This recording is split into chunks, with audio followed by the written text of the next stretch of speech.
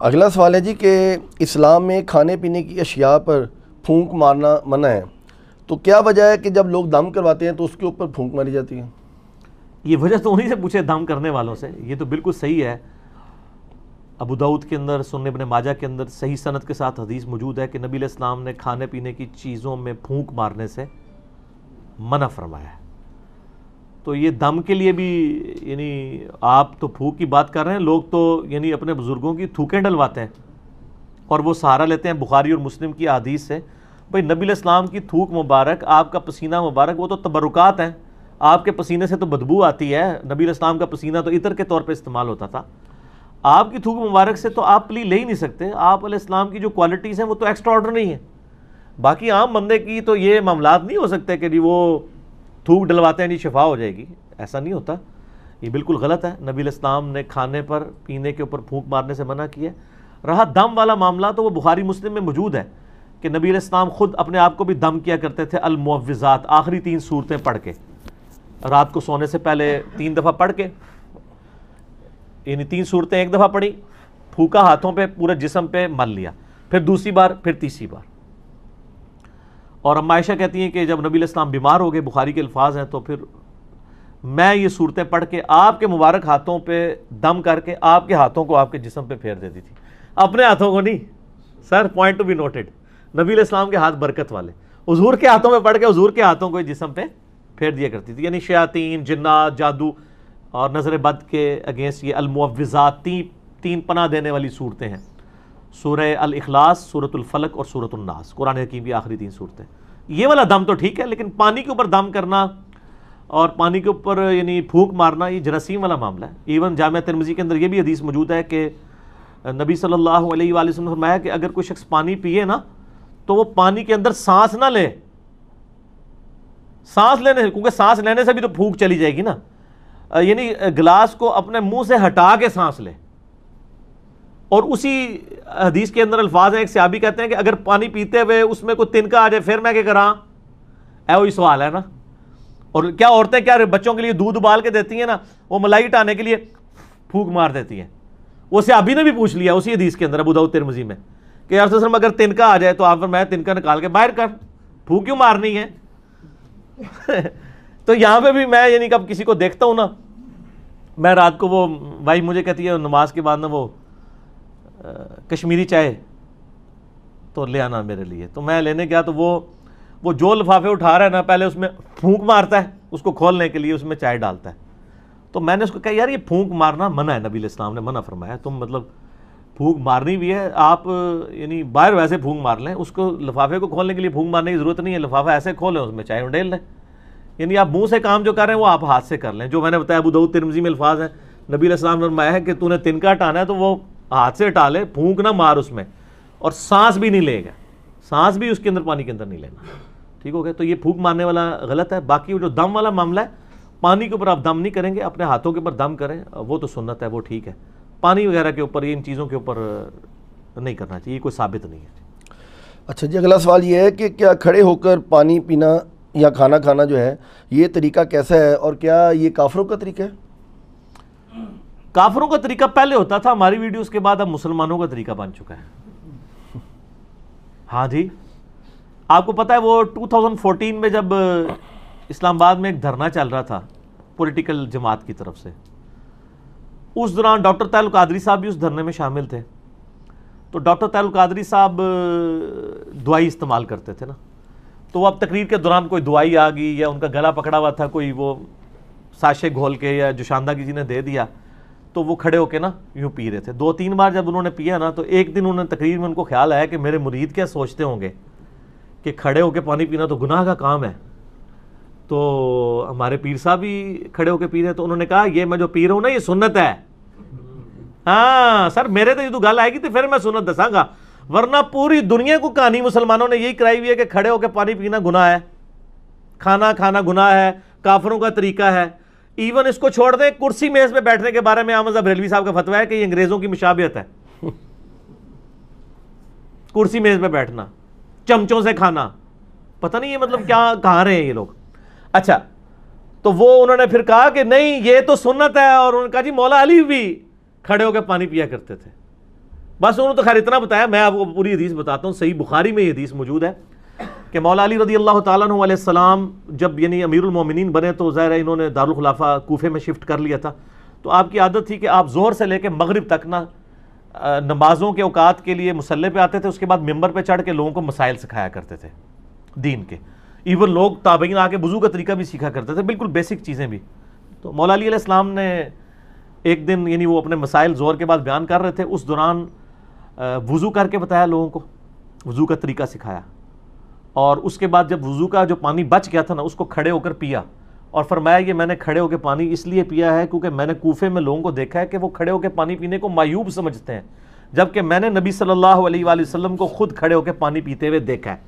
اچھا وہ سر زمزم نہیں تھا، اس میں بھی مولویوں نے نا پخ چھوڑ دی. انہوں نے کہا جی وضو کا بچا ہوا کھڑے ہو کے پی سکتے ہیں، عام حالت میں نہیں پی سکتے.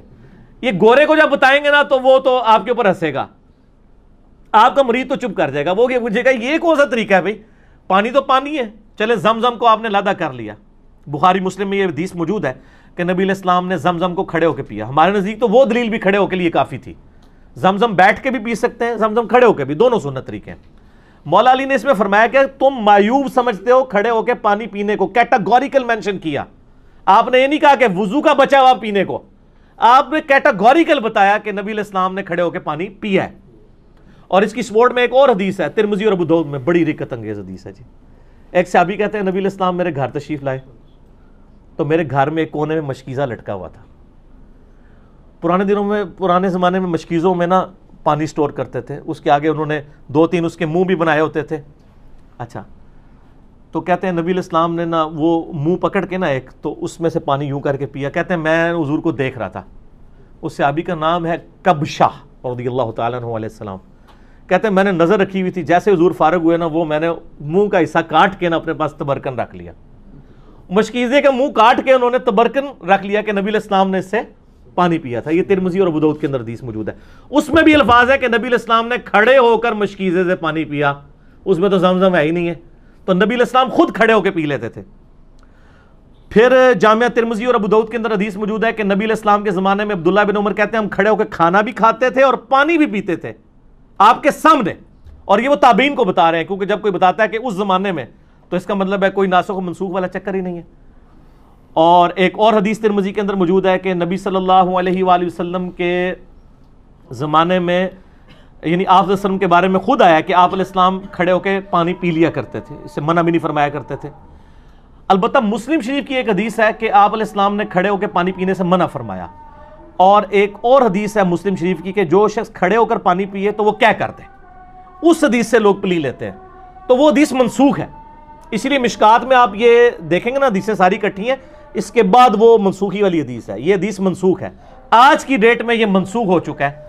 یعنی نبی علیہ السلام کا جو منع فرمانا تھا وہ منسوخ ہے. آپ نے خود کر کے بتایا، صحابہ کرام نے، عام صحابہ نہیں، امیر المومنین سیدنا علی نے، حضرت ابو بکر عمر عثمان تک بھی اگر کوئی حدیث چھپی ہوئی تھی تو حضرت علی کو تو پتہ ہی ہوگی نا، وہ تو ساروں کے ساتھ رہے ہیں. مولا علی نے اگر صحیح بخاری میں آتا ہے کھڑے ہو کے پانی پیا ہے تو پھر بات تو کلیئر ہوگی کہ کھڑے ہو کے پانی پینا اور کھانا کھانا یہ سنت ہے، یہ خلاف سنت نہیں، کافروں کا طریقہ نہیں ہے. اذان شروع ہوگی ہے مغرب کی، اذان کا جواب دیں انشاءاللہ، باقی کوسچن آنسر سیشن کا سلسلہ اذان مغرب کے وقفے کے بعد انشاءاللہ.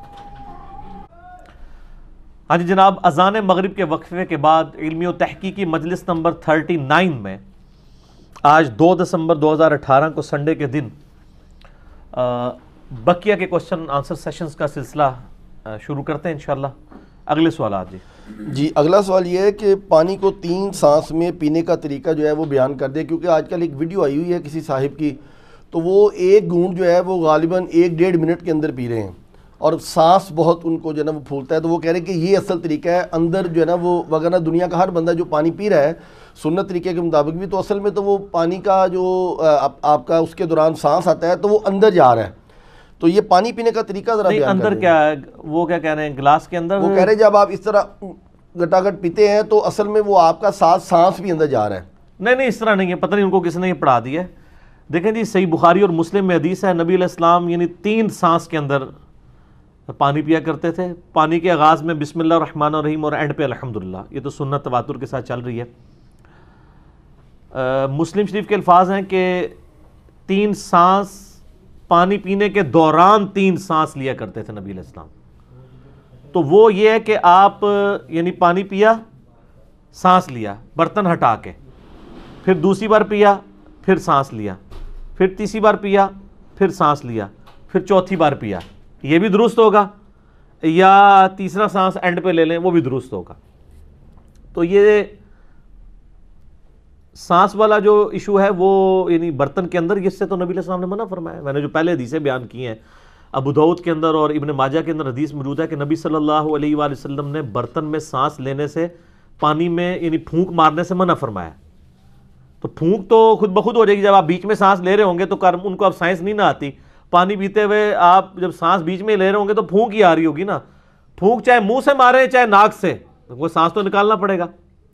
اور پھر جو دوسری حدیث میں نے ابو داؤد اور ترمذی کی پیش کی ہے کہ نبی علیہ السلام نے فرمایا کہ برتن کے اندر کوئی چیز ہو تو اس کو نکال لو اور برتن کو الگ کر کے سانس لو، کیونکہ پھونک مارنے کے زمرے میں ہی آ جائے گا یہ. تو یہ پتہ نہیں کس نے ان کو طریقہ بتایا. ویسے تو ترمذی میں ایک علیحدہ سے حدیث بھی ہے، وہ روایت کمزور ہے اس لیے میں نے وہ پیش نہیں کی، جس میں آپ علیہ السلام نے واضح فرمایا کہ برتن کو علیحدہ کرو، پھر سانس لو، پھر پیو، اس طریقے سے. لیکن وہ کمزور روایت ہے. لیکن اس کے بعد مضبوط روایت ہمارے پاس موجود ہے ابو داؤد کے اندر، ترمذی کے اندر، کہ برتن کے اندر سانس نہ لو، الگ سے لو.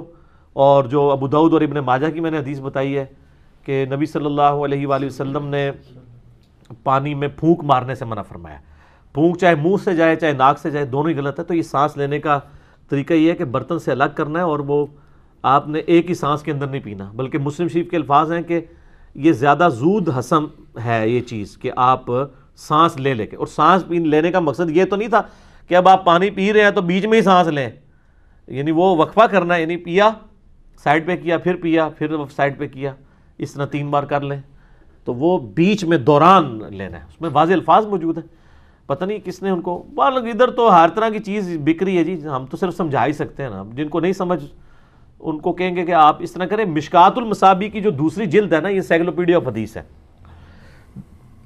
دوسری جلد کے اندر اینڈ پہ جا کے ایک چیپٹر آ جائے گا مشروبات کا بیان. اس میں ساری حدیثیں آپ کو انٹریکشن فارم میں مل جائیں گی، تو آپ کو پتہ چل جائے گا قرآن و حدیث سے. جب اچھا یہ آپ نے جو کلپ دیکھا ہے، انہوں نے حدیث کا انٹرنیشنل نمبر کیا بتایا تھا؟